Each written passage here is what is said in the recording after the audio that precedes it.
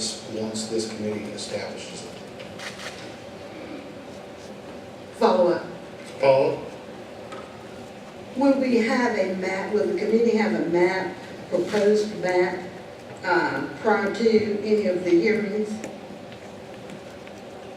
Well, thank you for that question. The chairs would contemplate that there may be maps coming in from various members at any time, and as the staff has already alluded, there are resources for members to use in producing their maps. It would be the chair's preference, chair's plural preference, that this committee, along with input from the public, develop criteria for drawing the maps and use that criteria in drawing the maps. So the answer in long form, I suppose, would be we would take committee and public input on what the criteria should be, draw the maps, and then take committee and public input on the maps themselves. Thank you. Any other questions or comments? Senator Van Dyne, please identify yourself.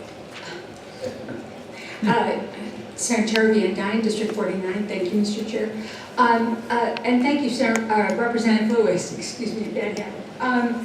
You mentioned in your opening remarks that the clustering that we see in map 1 and map 3 may change.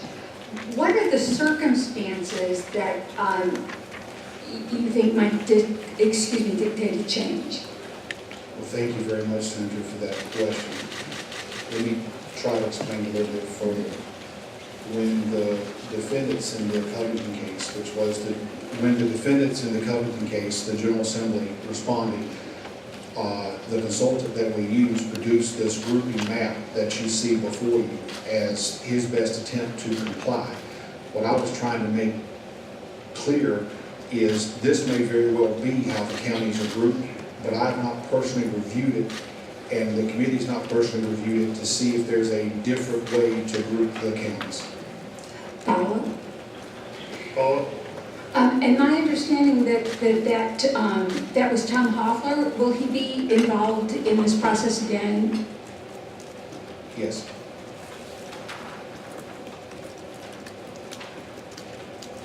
Other questions or comments? Senator Smith-Andrews.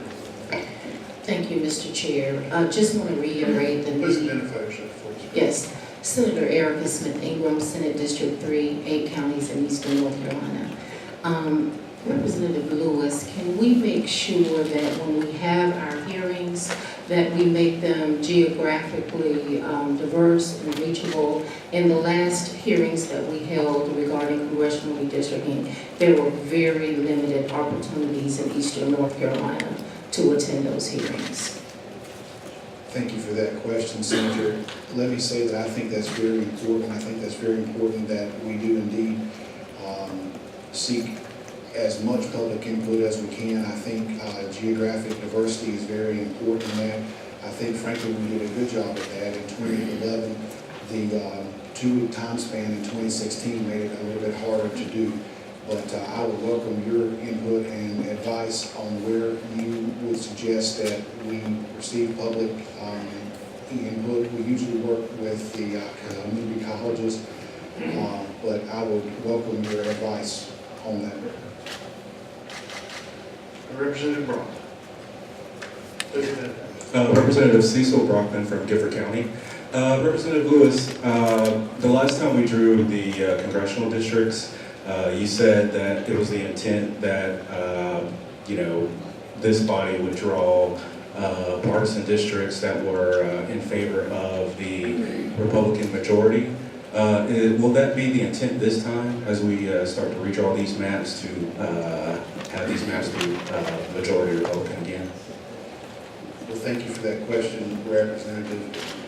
The response to that would be, first of all, to point out that the criteria that was adopted by the committee did include the 10-3 that you refer to. It will be the prerogative of this committee to determine what the criteria are in the drawing of maps. Senator Van Dyne. Thank you. Terry Van Dyne, District 49. Will Mr. Hoffler be available to Democrats and maybe even the Black Caucus to consult? Dr. Hoffler is working as a consultant to the chairs with the approval of the Speaker, the President Pro Tem of the Senate. So the short answer to your question is no. The long answer is if the Speaker, the President Pro Tem have indicated that the minority leader of the Senate and the minority leader of the House in working together can certainly request and have resources made available to them to hire map drawers if they see fit to do so. Follow? Follow? And are there any other consultants that you expect to be using during this process? Thank you for that question. Ma'am, there are none that I intend to use. Thank you very much. Senator Clark. Thank you, Mr. Chair. Senator Clark, Senate District 21. Mr. Chair, is it the expectation that the committee chairs will use any type of analytical tools to assess the extent of partisan symmetry that will exist in the maps that we plan to enact as part of this process? Thank you for that question, Senator Clark. The intent of the chairs is to adopt criteria in conjunction with the committee. So if that's one of the criteria that the committee agrees to use, then it will be used. But if it's not, then it won't. Thank you, Mr. Chair. Representative Pierce. Thank you. State Representative Garland, Pierce, House District 48. Let me ask you a question, and that's folks you probably could answer, but were there certain districts drawn years ago that were considered minority districts, that a minority, civil rights districts or districts that were drawn that a minority person should have the ability to win in? It might not be stating that right, but were there districts drawn for minority districts? Am I asking the question right? I don't know if Thank you for the question, Representative Pierce. I think you're asking, so I hope I can give you an official answer. During the 2011 process, I think the committee at the time, the chairs outlined the criteria that was used, and that was one of the criteria that was used at the time. But I would reiterate that it is going to be this committee that determines the criteria with which maps will be drawn going forward. Thank you, Representative. Any other questions? Senator Smith. Thank you, Mr. Chair. Representative Lewis, as it relates to the public hearings, will we have maps available, all versions of maps available to the public, or will we just be taking their remarks? Thank you for that question, Senator. It would be my desire that we would receive input from the public on what the criteria would be. We as a committee, or perhaps individual members of the committee, would produce maps that the public could view and then have the chance to comment on those maps, on actual maps. Follow-up. Will Mr. Hoffler or other analysts be available at these public hearings in case there are questions from the public regarding the maps? Well, as you know, Senator, a public hearing is an opportunity for us to listen. So I would imagine that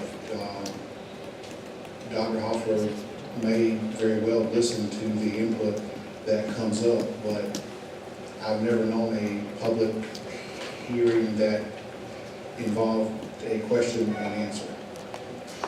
Last follow-up, Mr. Chair. Final thought? I understand that we will be receiving public input and listening to what the public has to share, but in also empowering the public, will we be able to put the maps on the website prior to the hearing so that they can look at the maps, review the maps themselves, and that will formulate a lot more discussion, I would think. Thank you for that question, and the answer is yes. We will get the maps out so that folks can indeed see them. Just follow up on that as well. It's important to know we will also have public terminals available for members of the public that wish to draw or construct maps. Representative Pearson. Okay, Representative Lewis, let me ask you a question. I know I probably can get that information. Representative Pierce, if you could ask staff, if they don't mind, could they give us the breakdown of Democrats, Republicans, Independents in most of the proposed new districts? Is that something possible they could do? I need to do that on my own. Is that possible? I mean, on the proposed going forward. We don't have, excuse me, wrong page.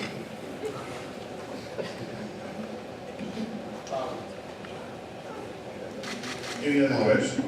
Yes, sir, Mr. Chairman. Mr. Chairman, just because the court reporter is recording, I just want to be clear that Representative Pierce withdrew what he asked.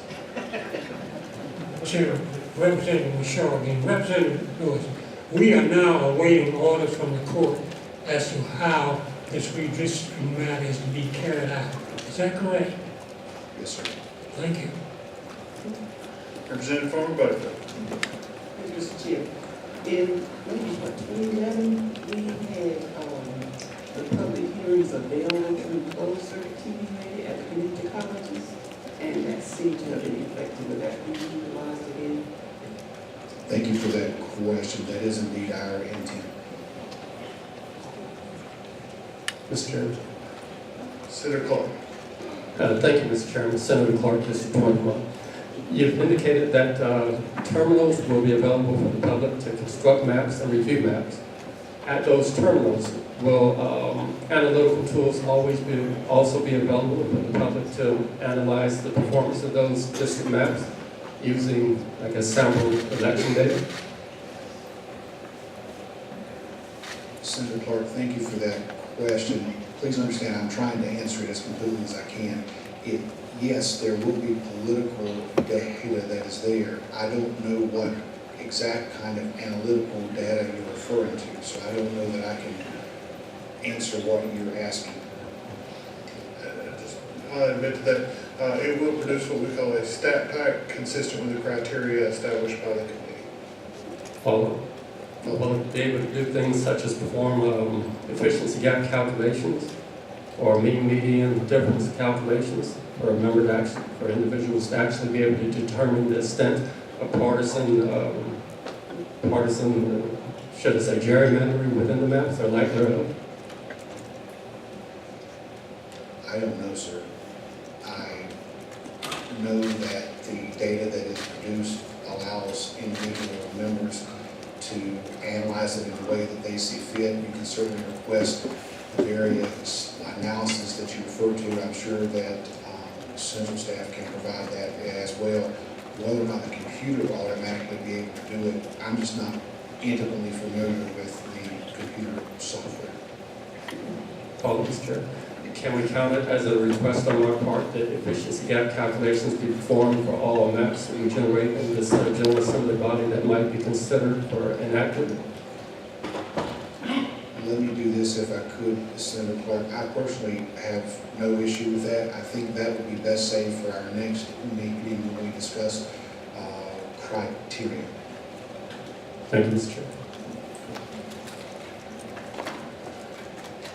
Any other questions or comments? Hearing none. Thank you, Representative Lewis, for coming in. Thank you, members of the committee.